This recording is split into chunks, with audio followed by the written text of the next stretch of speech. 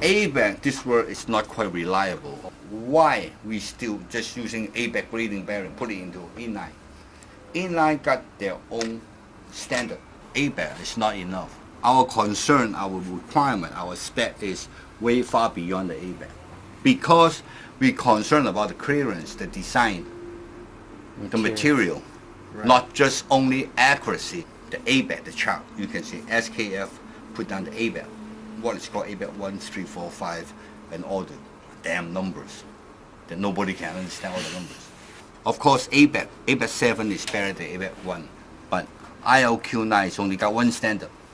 Right. The best standard. There you go. No comparison. Low margin for error. A good designed 6-ball can handle higher loading, higher than ABAC. The bigger ball got a different race weight, can provide even less friction. Less friction, that means more free spin. You believe it, you buy it. You want to test it? Okay, I give it to test. I got data, I got numbers. Material what using, ABAC didn't mention about it. That's why in the whole market it's getting more and more, getting down all the materials. You understand what I mean? Nowadays, you know that some of the bearing is chrome still outer ring, carbon still inner ring. There's nothing governed, no rule. If you are interested, take some time to go buy some other brand name skate, take it out the bearing, check it out, go to the lab to test it, give it a result. I think a lot of consumers will shock about that. 99% of the bearing come from China. Right. I think Twincam is the only one to show you my work process is really serious to produce inline skate bearings. If you go compare with some other people, you're scary. Don't you think so? Data in there. Yeah. I got a lot of data, technical data. 6-ball is very difficult to design. Higher loading rate. Friction ratio is less. I got all the data, I got everything from the lab. Okay, the ball is bigger. In here, in the thickness, it's only 7 mm. So it's very, very accurate to put the 4.5 mm steel ball inside. Standard 7 ball is 3.969. All in here. I also got the data in here that you can put it into the CD. The ball is bigger.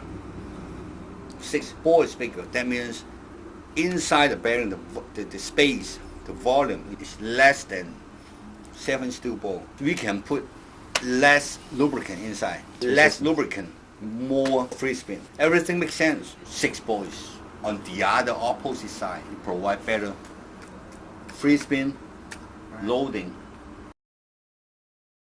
In 2 years, 3 years experience, OEM didn't pick 8-ball bearings. A year ago, I talked with my engineer. I asked them why people doesn't like 8-ball, and they say that 8-ball is not that good. Then I say, okay, what about 6 balls? I said, try. We're using import retainer, thinner.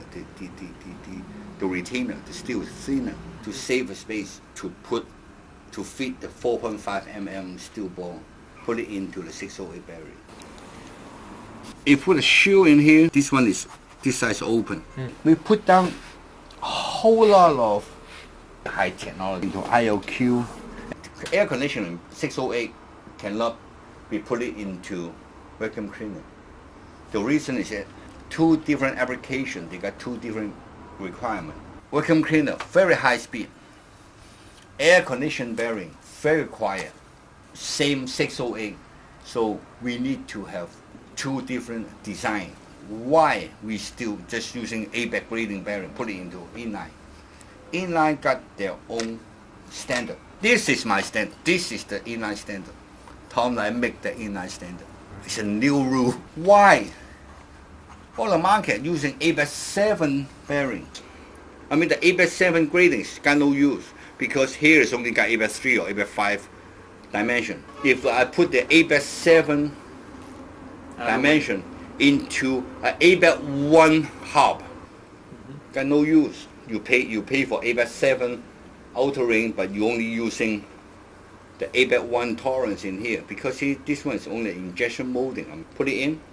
If this one is only ABET1 grading or non-grading, put it in, you got no use. Got no use. You're wasting the ABET7 grading costing. That's the point. Any question? Talk about grease. OEM using grease because it's a little bit thicker. I mean, protect the brand better. The razor using oil because they think it's faster. What? Oil plus thickener, it make grease.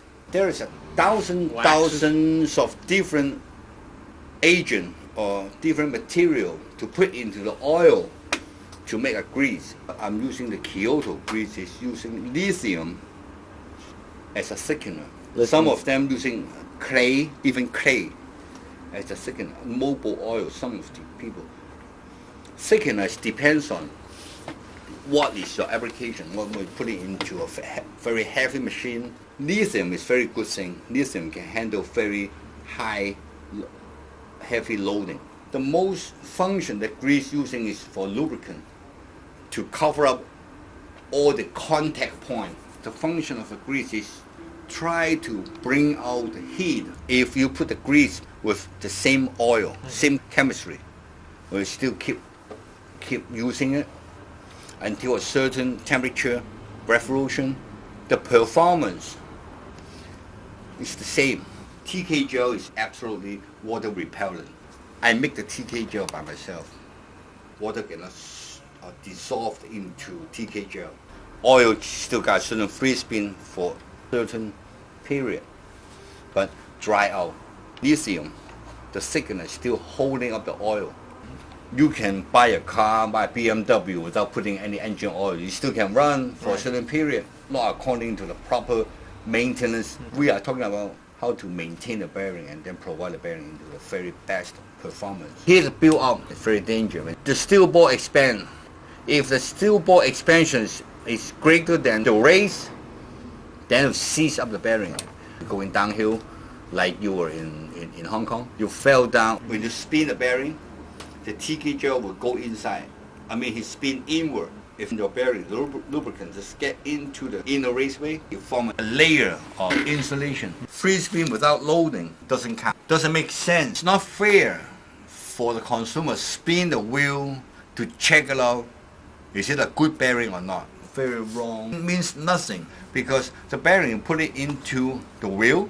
If everything is not compatible, the wheel, the spacer, the frame, the bearing inside misaligned, then the bearings cannot spin. That means the outer ring is governed by the hub, right?